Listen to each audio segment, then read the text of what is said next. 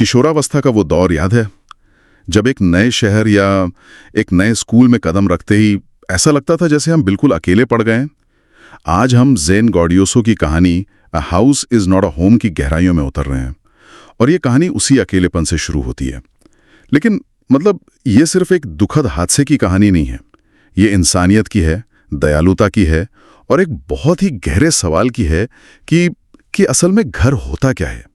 हमारे पास जो स्रोत हैं वो इस कहानी के सारांश से लेकर इसके किरदारों के साइकोलॉजिकल एनालिसिस तक जाते हैं।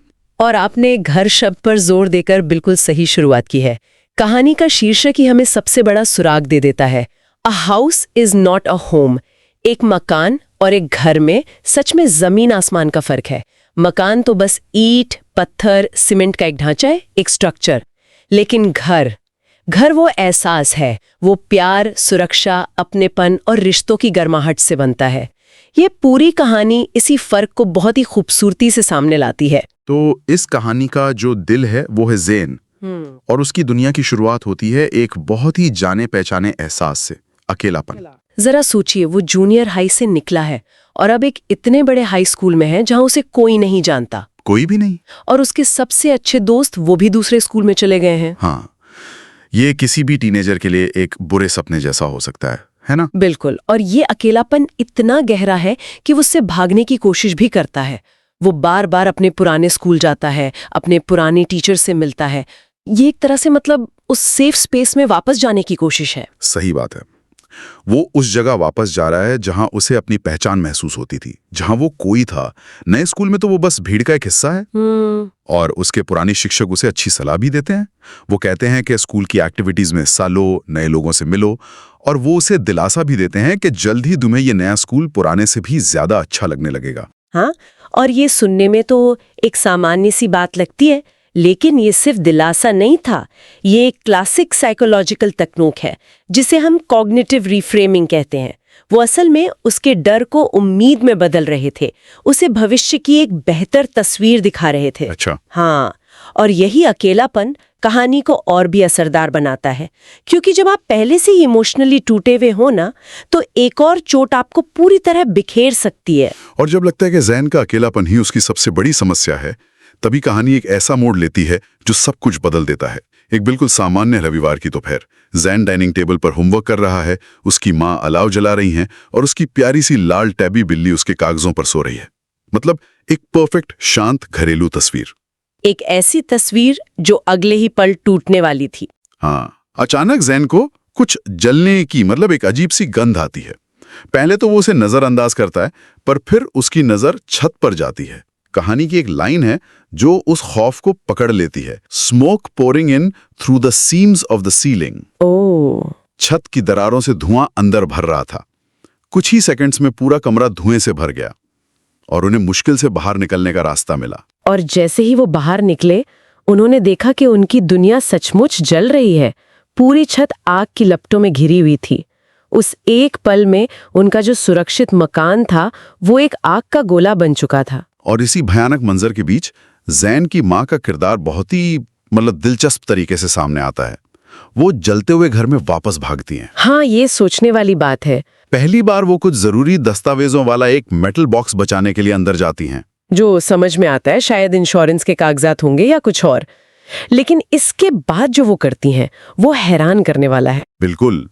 वो उस बॉक्स को लॉन में फेंकती हैं और बिना एक पल सोचे दोबारा उसी आग में कूद जाती हैं, इस बार अपने दिवंगत पति की तस्वीरें और चिट्ठियां बचाने के लिए। और यहीं पर एक सवाल उठता है, क्या ये थोड़ा गैर जिम्मेदाराना नहीं था? हाँ, वो अपने बेटे को बाहर अकेला छोड़कर अपनी जान दांव पर लगा रही थी। देखिए, यहाँ हमें एक माँ की, एक विधवा की मानसिकता को समझना होगा। उनके लिए वो सिर्फ तस्वीरें या कागज के टुकड़े नहीं थे, वो उनके पति की यादों का, उनके प्यार का आखिरी सबूत थीं। उस पल में तर्क पर भावना हावी हो गई। वो उन यादों को आग में नहीं खो सकती थीं। और ज़ैन के लिए वो पल कितना खौफनाक रहा होगा। वो अपनी माँ को आग में वापस जाते देख रहा है, डर के मारे चिल्ला रहा है। वो उनके पीछे भागना चाहता है, लेकिन एक फायरमैन उसे कसकर पकड़ लेता है।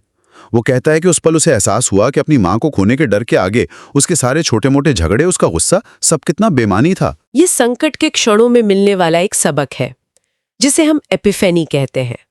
खैर, कुछ देर बाद फायरमैन उसकी मां को एक कंबल में लपेटकर सुरक्षित बाहर ले आते हैं, लेकिन तबाही अभी खत्म नहीं हुई थी। 5 घंटे बाद जब आग बुझी तो उनका मकान पूरी तरह जलकर राख हो चुका था। सब कुछ खत्म हो गया था। उन्हें रात गुजारने के लिए अपने दादा दादी के घर जाना पड़ा, लेकिन ज़ेन के लिए सबसे बड़ा सदमा कुछ और था। उस पूरी अफरा तफरी में उसकी प्यारी बिल्ली कहीं खो गई थी। और यहीं पर उसका दुख पूरा हो जाता है। एक ही दिन में उसने अपना स्कूल खोया, फिर अपना मकान और अब अपनी सबसे प्यारी साथी, अपनी बिल्ली। वो बिल्ली उसके अकेलेपन की साथी थी। उसके जाने से ज़ैन का दिल पूरी तरह टूट गया। उसे यकीन हो गया था कि वो बेचारी बिल्ली उस आग में मर गई है। अगली सुबह तो और भी मुश्किल थी। उसे स्कूल जाना था। उसके पास पहनने के लिए कपड़े नहीं थे। उसने वही अजीब से कपड़े पहने थे जो आग लगने के दिन पहने थे। जूते भी नहीं थे तो चाची से उधार के टेनिस शूज पहने। न किताबें, न होमवर्क, न बैग। आप उस किशोर की मानसिक स्थिति की कल्पना कीजिए। वो कहता है कि उसे ऐसा महसूस हो रहा था जैसे वो एक आउटकास्ट और गीक है। एक जगह वो अपनी भावनाओं को बताता है, I just wanted to curl up and die. मैं बस सिकुड़कर मर जाना चाहता था। वो इतना शर्मिंदा और टूटा हुआ था कि बस गायब हो जाना चाहता था। वो पूरे दिन एक ज़ॉम्बी की तरह घूमता रहा।